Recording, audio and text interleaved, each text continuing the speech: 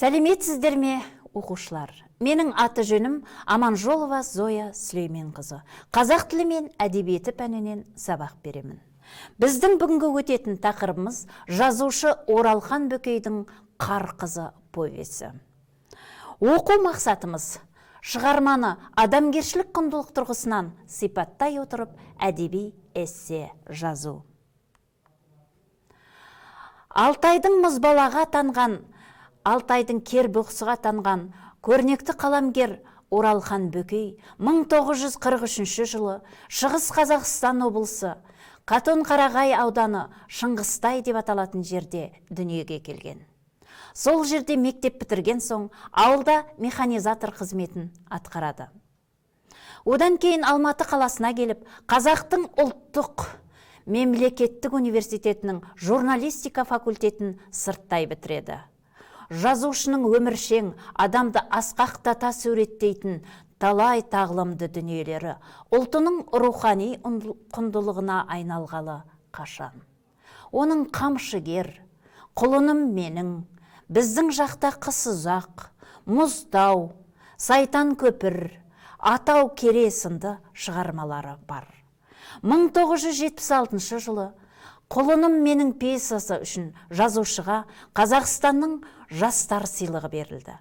1986 жылы жазушыға «Біздің жақта қыс ұзақ» жинағы үшін мемлекеттік сыйлық берілді. Енді «Қар қызы» повесіне тоқталсақ. Қазір осы фильмге байланысты түсірілген бейне үздікті көріп отыруларыңа болады. «Қар қызы» повесі шалғай жерде, ауылдық жерде қыста мал азығы таусылып қалғаннан кейін ауылдың Упырай деп аталатын бөлімше меңгерушісі Нұржан, Аманжан, Бақытжан атты үш жігітті қыс азығын алып келуге жұмсайды. 60 жылдан бері мүлдем жаумаған қалың қарға қарамастан үш жігіт ДТ-54 тракторына отырып шалғай ауылға аттанады. Ақ қар көк мұзда, 40 градус сақылдаған аязда тракторлары жүрмей, қардың құрсауында қалып, қардың тұтқынына айналады.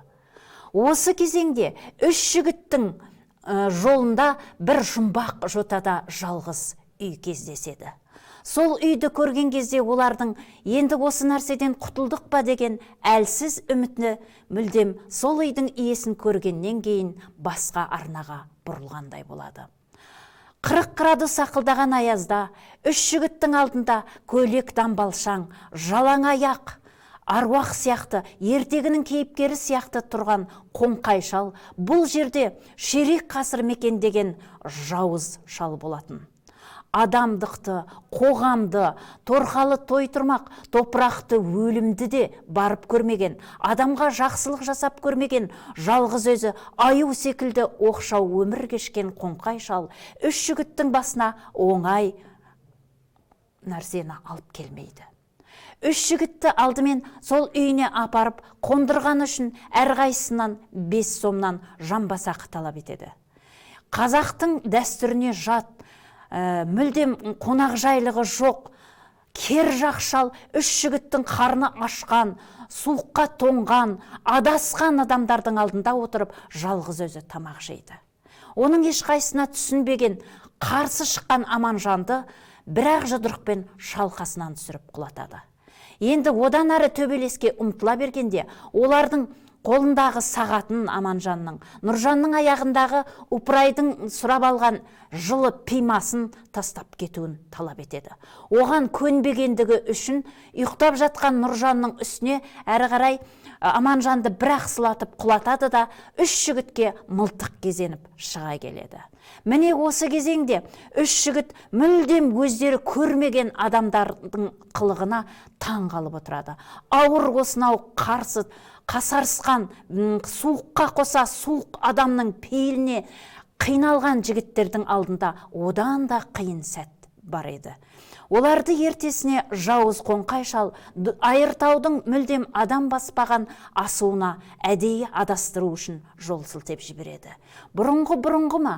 Енді бұл жігіттер мүлдем қиналып, тракторлары жүрмей, нағыз өліммен өмірдің алдында бетпе-бет кездеседі.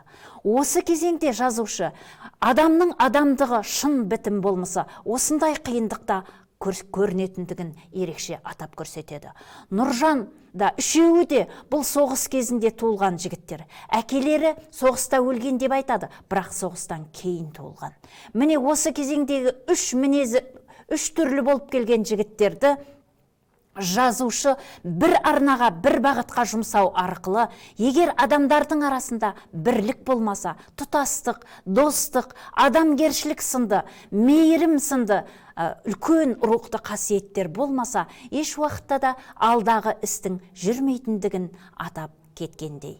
Нұржан бейғам, байыпты, байсалды жігіт болса, Аманжан шарт-шұрт төбелеске дайын шалт мінезді жігіт болады. Ал керісінше Бақытжан қарабасының қамын күйттейтін, жуас, басына іс түскенде жылап еңіреуден басқа қолынан басқа шама келмейтін жігіт болып шығады. Міне осы үш жігіт ақыры суықта өлер халге жеткен кезде қар қызы деп аталатын аңыздағы қыз келіп Нұржанды оятады. Бұл қыз туралы аңыз кітаптың өн бойында жүріп отырады. Жап-жас ауылдың қызы сол шешесін ауруханаға апарып, қайтар жолда Қоңқай шалдың үйіне келіп жөн сұраған болатын. Сол сәтте бұғының етіне, бұғының мүйізіне тойып, әбден көзіне қан толып отырған Қоңқай шал жас қызды жұлмалап зорлайды. Міне осы зорлыққа шыдамаған қыз түн ішінде жалаң аяқ жалаңбас 6 айдың қысында жоқ болады. Міне сол қыз қардың қызына айналып кетіпті деген аңыз елдің арасына тарап отырады. Ал осы қыз Нұржанды келіп оятқан сәтте өліп бара жатқан, өлімге әрі қарай бірақ табан қалған жігіттер әрі қарай өздерінің есін жияды.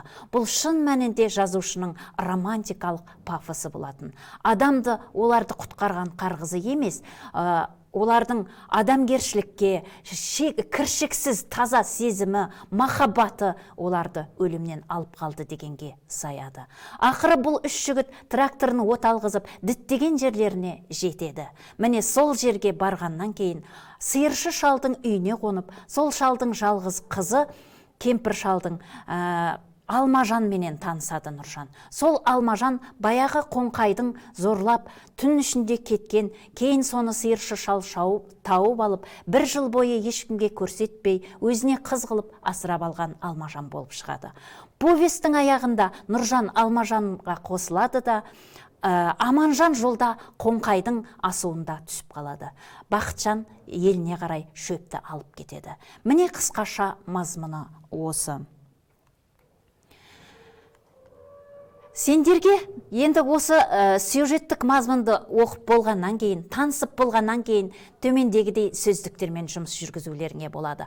Қиын сөздердің мағынасы қиын сөздерді осы жерде жазып алып, әрі қарай таныссаңдар болады. Одан кейін мәтіндік зерттеу. Бұл мәтіндік зерттеуде шығарманың тақырыбын, идеясын, қандай жаңа тосын оқиғаларды көрдің, қандай сезімдерге душар болдың, бұрын бар ақпарат, бұрын жоқ ақпараттарды қалай өзіңе сараптадың, осы туралы сұрақтарға жауап бересің. Және сол мәтіннің аяғында сенің болашағыңа осы жердегі қандай адамгершілігіңе, алдағы жолыңа қандай түйінді ой түйдің осы шығармадан деген сұраққа жазбаша жауап бересің. Одан кейін кейіпкер талдауы. Осы жердегі Аманжан, Жауыз Қоңқай шал, Алмажанға сен жазбаша портреті, мінез құлқы, іс әрекеті арқылы толық кейіпкерлік талдау жасайсың.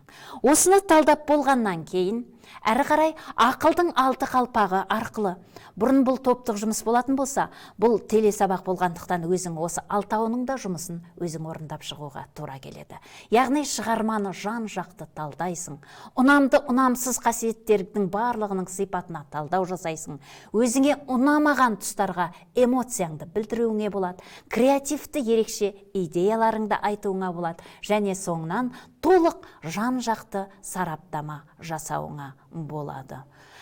Әрі қарай эссе. Біздің оқу мақсатымыз осы шығарманы адамгершілік құндылық тұрғысынан талдап эссе жазу болғандықтан сен мынау тақырыпқа эссе жазасын. Эссе осы Оралхан Бөкейдің Қар қызы повесі арқылы, Қоңқай шалдың бейнесі арқылы жазушы нені меңзегісі келді, осыған толық тоқталуым керек. Ал енді эссенің не екенін өзің жақсы білетін шығарсың.